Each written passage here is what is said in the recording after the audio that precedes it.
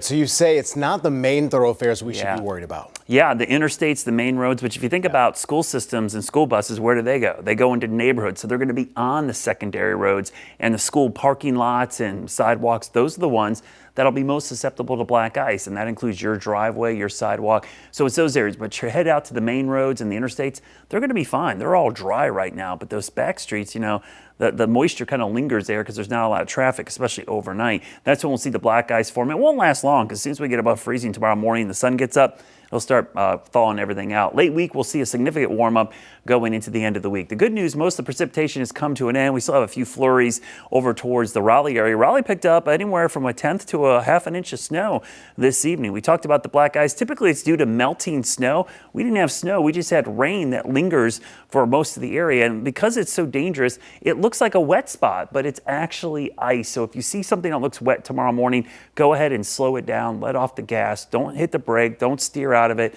No sudden moves when you hit that ice. You want to just keep it slow and steady. Now, tomorrow morning, you see temperatures below freezing through the morning hours, probably right around 9 o'clock, I think is when we'll get back above freezing. So give it a couple hours. That's why you're seeing 2-hour delays.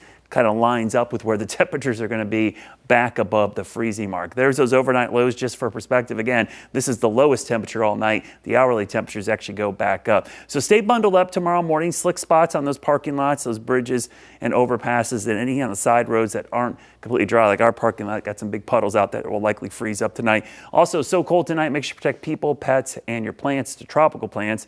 Everything else is dormant or dead. Tomorrow, not much of a warm up, even with some sunshine.